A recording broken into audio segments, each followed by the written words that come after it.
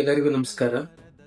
ಇದೇ ಫೆಬ್ರವರಿ 12ನೇ ತಾರೀಕಿನ ದಿವಸ ನವದೆಹಲಿಯ ಜಂತರ್ ಮಂತರ್ನ ರಾಮ್ಲೀಲಾ ಮೈದಾನದಲ್ಲಿ ಬೋಧ್ ಗಯಾದ ಬುದ್ಧ ವಿಹಾರದ ಒಂದು ಆಡಳಿತವನ್ನ ಸಂಪೂರ್ಣವಾಗಿ ಬಿಕ್ಕು ಸಂಘಕ್ಕೆ ವಹಿಸಿಕೊಡಬೇಕು ಅಂತೇಳಿ ಬೌದ್ಧ ಬಿಕ್ಕುಗಳೆಲ್ಲರೂ ಸೇರಿ ಒಂದು ಬೃಹತ್ ಆದಂತ ಒಂದು ಆಂದೋಲನವನ್ನ ನಡೆಸ್ತಾ ಇದ್ದಾರೆ.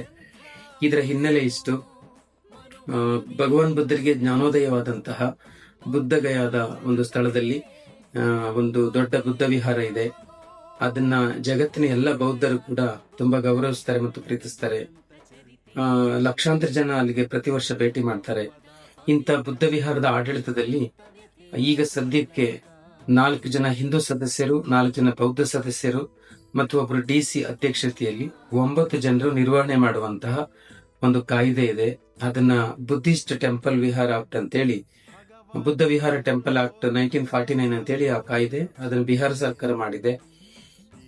ಈ ಒಂದು ಪ್ರಕಾರವಾಗಿ ಬೌದ್ಧ ವಿಹಾರದ ಆಡಳಿತದಲ್ಲಿ ಹಿಂದೂಗಳ ಒಂದು ಡಾಮಿನೆನ್ಸ್ ಇದೆ. ಹಂಗಾಗಿ ಆ ಬೌದ್ಧ ವಿಹಾರದಲ್ಲಿ ಬಹಳಷ್ಟು ಹಿಂದೂ ಆಚರಣೆಗಳನ್ನ ಮಾಡಿ ಬೌದ್ಧರಿಗೆ ಒಂದು ಮನಸ್ಸಿಗೆ ನೋಯಿಸುವಂತ ಕೆಲಸ ಬಹಳ ಹಿಂದಿನಿಂದಲೂ ಕೂಡ ನಡೀತಾ ಇದೆ.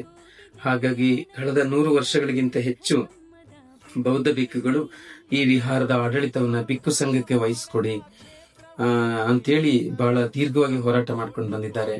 ಅದರ ಪ್ರಯುಕ್ತವಾಗಿ ಫೆಬ್ರವರಿ 12ನೇ ತಾರೀಕಿನ ದಿವಸ ದಿಲ್ಲಿಯಲ್ಲಿ ಹೋರಾಟ ನಡೀತಾ ಇದೆ. ಇದಕ್ಕೆ ಕರ್ನಾಟಕದ ಎಲ್ಲ ಬೌದ್ಧ ಬಂಧುಗಳು ಹೆಚ್ಚಿನ ಸಂಖ್ಯೆಯಲ್ಲಿ ಭಾಗವಹಿಸಬೇಕು ಅಂತ ನಾನು ಮನವಿ ಮಾಡ್ತೀನಿ.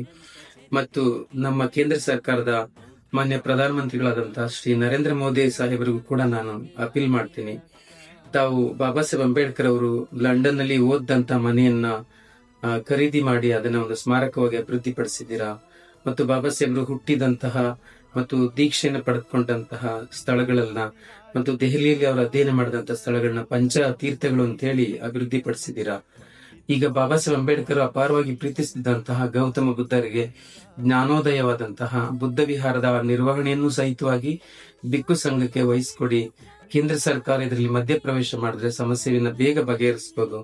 ಹಾಗಾಗಿ ಮಾನ್ಯ ಪ್ರಧಾನಮಂತ್ರಿಗಳು ಇದರಲ್ಲಿ ಭಾಗವಹಿಸಬೇಕು ಮತ್ತು ಈ ಇಶ್ಯೂನ ಸೀರಿಯಸ್ ಗಂಭೀರವಾಗಿ ಪರಿಗಣಿಸಬೇಕು ಅಂತ ನಾನು ಮನವಿ ಮಾಡ್ತೀನಿ.